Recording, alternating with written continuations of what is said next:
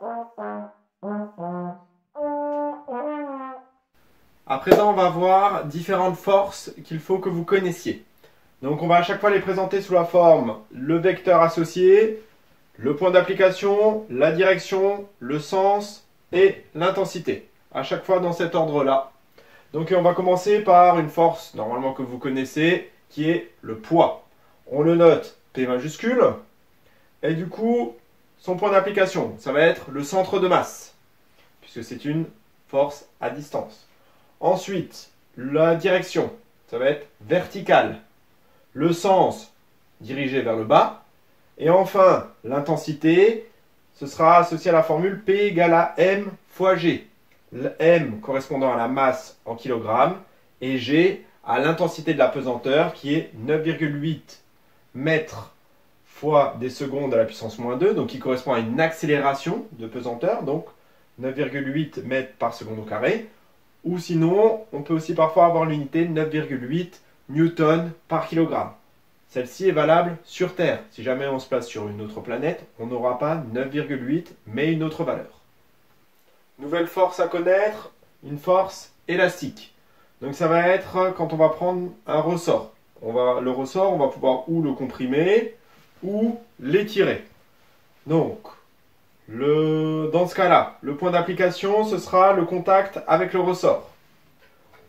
Pour la direction, ce sera l'axe du ressort.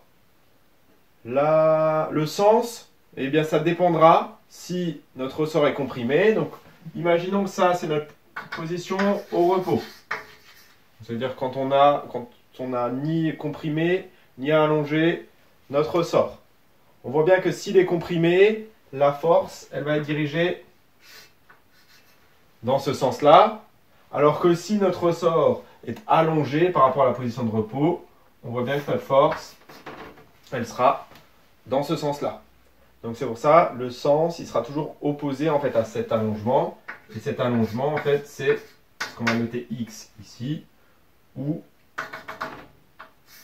ce qu'on va noter X à ce niveau-là. Du coup, l'intensité de cette force élastique, elle sera égale à K, la constante de raideur du ressort. Donc c'est vraiment une caractéristique de chacun des ressorts. Et ce sera multiplié par la valeur absolue de X. Donc c'est pour ça qu'on a deux traits ici, un de chaque côté. La valeur absolue, ça veut dire qu'on prend que la partie positive. Si jamais on a un X négatif, quand on va déterminer l'intensité, donc la norme d'un vecteur, c'est forcément positif. Donc c'est pour ça qu'on met deux petites barres pour dire qu'on prend que la valeur positive et ça s'appelle la valeur absolue. Dernière force qui nous intéresse, les forces de frottement fluide. Donc ces forces de frottement, on va les avoir quand notre système se déplace dans un fluide, que ce soit par exemple dans de l'eau, on peut bien s'imaginer, quand un objet se déplace dans de l'eau, il y a une force liée au frottement qui est liée justement à la résistance de l'eau. Donc le point d'application, ce sera la surface de contact. La direction, ce sera parallèle au déplacement. Par contre, de sens opposé justement à notre déplacement ou donc à notre mouvement. On voit bien que si on avance vers là, dans un fluide, eh bien, on va avoir une force qui va être exercée dans l'autre sens. C'est valable aussi quand on doit prendre en compte les frottements de l'air, par exemple.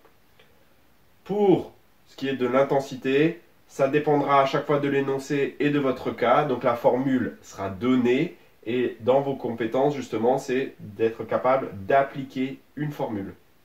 Donc voilà, vraiment l'objectif, c'est que pour l'intensité, on vous donnera ou une force qui sera d'intensité proportionnelle à la vitesse au carré. Enfin, ça dépend vraiment des différents cas. Et donc ça, la formule, elle est donnée dans l'énoncé. Il faut juste être capable de l'appliquer en réussissant à trouver justement les données associées dans votre énoncé.